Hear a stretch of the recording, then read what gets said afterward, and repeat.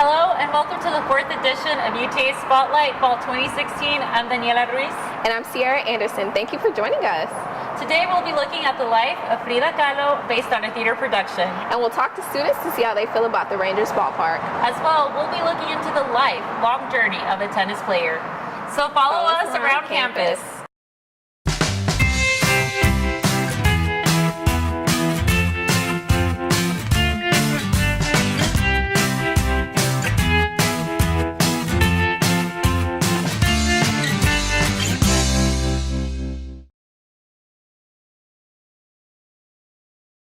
La Filda de Frida, event hosted by Teatro Candela, was an event held for the Hispanic Heritage Month.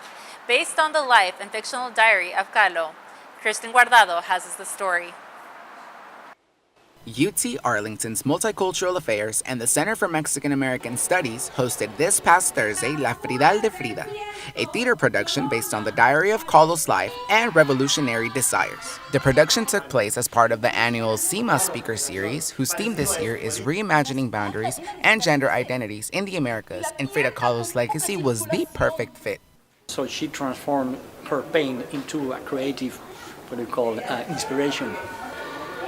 Living in those revolutionary times in Mexico, but also things, important events that were taking place somewhere in the world. She was aware of that them, and she incorporated them in her art. Kahlo's artwork of self-expression explores race, sex, gender, and sexuality, raising attention towards human equality as well to gender boundaries today. I think definitely gender boundaries have changed and we have moved forward. I don't believe that we are where we want to be, but we are still learning from Frida Kahlo in her revolutionary ways. And that's part of the reason why she's so important, because we're still inspired by the way that she revolutionized her time period.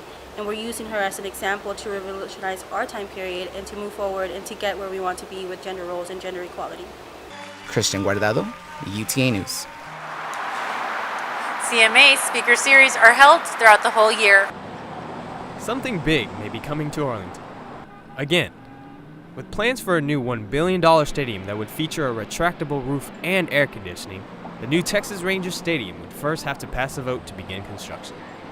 With only 1 month left until the election, how would students on campus vote? I mean, yeah, I would say yes. I'd probably be a hard yes if they won the World Series this year. I mean, it's looking like they might have a shot at it. So, I mean, the success that they earned, they've deserved it. But just because I'm a fan, I would vote yes just because I'm a fan. But if I was, since I don't live in Arlington, I don't really, I don't feel what other people in Arlington feel. So how would an Arlington resident feel? One student believes that the new stadium would only slow down traffic even more. I think the traffic would be even worse. I mean, it's already pretty bad. Like in the afternoons, going down Cooper Street, and then with the Cowboys games and stuff like that, so I think it'll be worse if they did that. It'll make parking hard for us, and it'll make it harder for people that commute to the school. It'll make their travel harder for them to get to class on time. With Globe Life Park's lease expiring after the 2023 season, a new stadium would guarantee that the Rangers remain in Arlington for another 38 years. For UTA News, I'm Bryant Wynn. And in other news, we met a tennis player with a very interesting story. Andre Agassi once said, "Tennis is the loneliest sport." And senior Añeles de los Rios might know this all too well. Añeles came to UTA in the United States 3 years ago from her home country, Asunción, Paraguay. When I was recruiting her, she won a couple of international junior tournaments, and she was a no-brainer. She was playing really good tennis. I wasn't worried about her level. It was just a matter of convincing her that college tennis was the best route for her to go.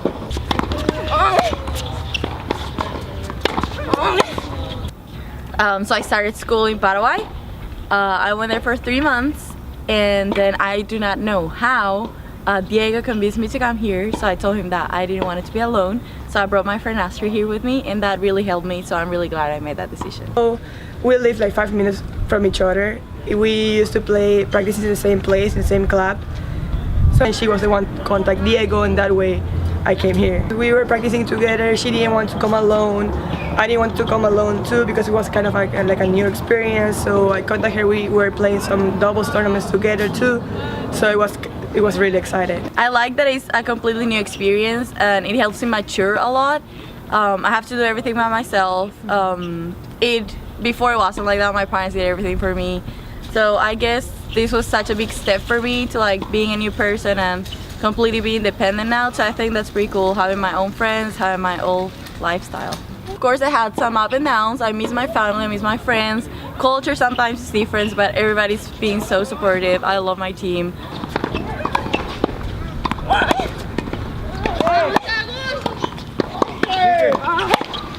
You know, Angeles is a key factor on our lineup. She's been a tremendous addition to our program ever since the first day, and now as a senior, she has a lot of experience. She has a lot of fight in her, and she's really looking forward for her senior year to be a great one. Although Angeles has admitted to challenges adapting to her new culture, school, and life, it's the sport of tennis that makes it all worth it. I'm Emily Arsma, UTA News. And if you would like some more information on the women's tennis team, make sure to visit utamaps.com. Well, thank you for joining us for our 4th edition of UTA Spotlight. I'm Sierra Anderson. And I'm Daniela Ruiz. On our behalf of our producer, Maria Martinez, and our videographer, Emily Arsman, we'd like to thank you for watching. Bye.